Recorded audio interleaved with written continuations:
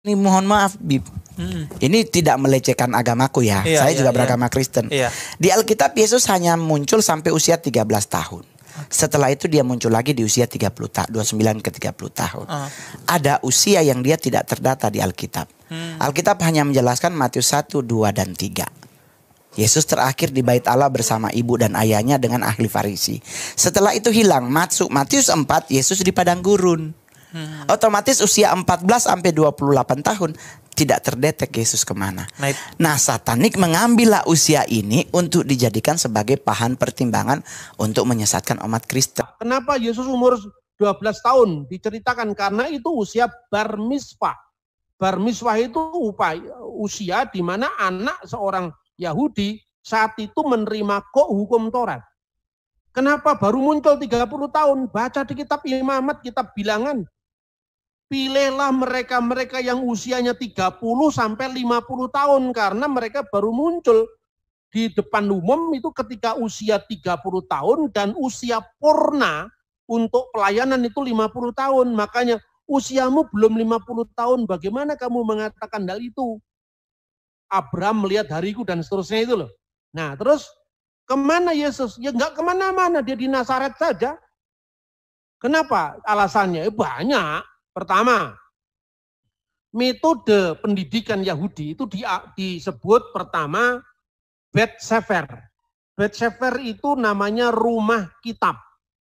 Itu mirip kalau orang Islam ngaji. Usia 6 tahun, 5 atau 6 tahun itu mulai diajari. Alef, Bet, Gimel, Dalet itu seperti orang Islam. Alif, Ba, Ta, Sa, Jim, Ha, Ho, Dal, Za, Ro, Za itu mulai usia 5 tahunan. Kan gitu kan?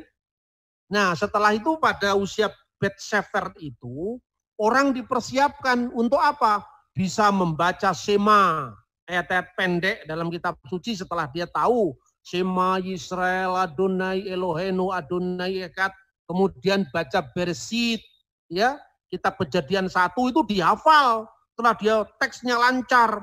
Bereshit bara Elohim et hasamayim ve'et sa'aret ve'ha'aret hayyeta tohu wa pohu wehosek alfenete hom berwah Elohim merakepet alfeni hamayim dihafal. Ketika usia Bet Sefer dia sudah membaca teks-teks pendek dari Taurat dan nabi-nabi. Bandingkan dengan pendidikan Islam. Usia seperti itu anak sudah mulai baca turutan. Ayat pendek juz amma. Inna a'toina kal kausar fasolli li rabbika wankar inna saniyaka wal abtar. Shema Yisrael Adonai Elohenu Adonai Echad. Setelah dia lancar baca Taurat, teks-teks pendek tadi, masuk dalam jenjang kedua. Kira-kira usianya sekitar 10 tahun sampai 12 tahun. Itu namanya Bet Talmud. Kenapa Bet Talmud? Mulai di situ dia bagaimana cara membuat sembahyang, membaca teks-teks yang namanya itu Sidurim. Sidurim itu buku-buku doa, sholat harian. Itu yang dilanjutkan dengan gereja ortodok, dengan yang namanya sholat 7 waktu. Itu meneruskan tradisi Sidurim. Ya, makanya di dalam gereja Koptik, gereja Syria itu ada Tuhfatur Ruqyah fi sholati fardiyah. Jam-jam sholat yang difardukan. Itu bukan dari Islam, itu dari gereja ortodok. Nah setelah Talmud, itu untuk mempersiapkan dia usia 12 atau 13 tahun, dia bar mitzvah, lalu masuk di Bet Midras. Setelah Bet Midras dia belajar, lalu usia 30 tahun baru dia boleh mengajar. Purnanya orang dianggap matang secara rohani umur 50 tahun. Gitu loh. Makanya jelas Anda mencari sweet 17-nya Yesus, ya tidak ketemu pikiranmu pikiran orang Eropa atau Amerika untuk memandang Yesus yang jelas-jelas Yahudi. Tapi ingat, kalau sudah Yahudi begini jangan mabuk Yahudi. Anda Kristen, ya jangan lebih percaya Talmud ketimbang bapak-bapak gereja. Karena apa? Bagaimanapun juga Talmud itu sekalipun bernilai historis, tetapi dia ditulis orang-orang yang tidak percaya Yesus. Rasul sendiri melantik murid-muridnya yang dikenal dengan para apostolic fathers tadi. Seperti misalnya Petrus melantik muridnya Ignatius dari Antioquia dan Evodius. Petrus melantik yang namanya Linus di Roma, Andreas melantik orang di Konstantinopel, itu punya kesinambungan sejarah yang disebut khilafah rasuliyah atau suksesio apostolik. Ini metode pembuktian bahwa ajaran yang diberikan Konsili Nikia, Konstantinopel, Efesus, dan seterusnya tidak berbeda dengan apa yang diajarkan Ignatius dari Antioquia. Ignatius tidak berbeda dengan diajarkan Rasul Petrus dan seterusnya. Jadi itu, maka saya berikan peringatan, jangan kemudian kita ini lebih percaya pada sumber Talmud ketimbang bapak-bapak gereja. Akibatnya apa? Kristennya mogol, mogol itu apa? Kristen enggak Kristen, Yahudi enggak diakui. Kan itu kan? Nah, seperti zaman dulu londo burung Jawa tanggung.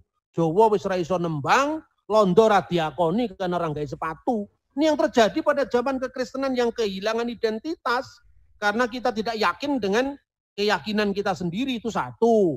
Kedua, terjadi pergeseran ketika Bait Allah hancur. Tahun berapa? Tahun 70 Masehi, tepatnya tanggal 5 Agustus.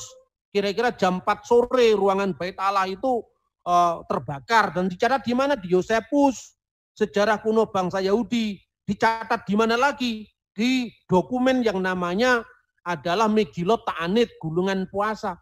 Sampai tanggalnya, bulannya, jamnya itu ditulis loh.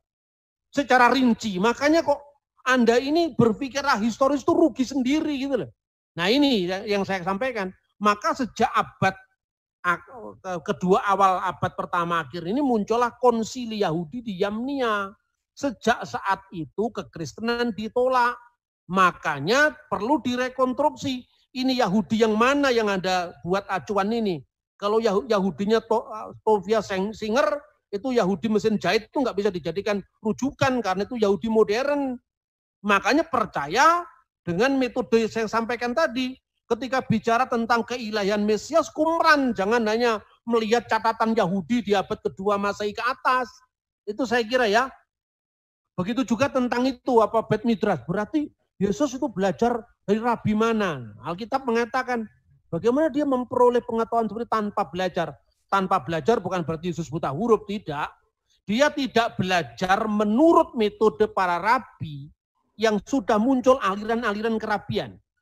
Yesus punya hikmat langsung dari surgawi, tetapi secara manusia dia tetap melalui jenjang-jenjang pendidikan sama seperti orang Yahudi yang lain. Itu artinya tunduk pada hukum Taurat dalam Galatia 4 ayat 4. Dan pada zaman Yesus secara arkeologi Bet Midrash belum terpisah dari sinagoge lokal.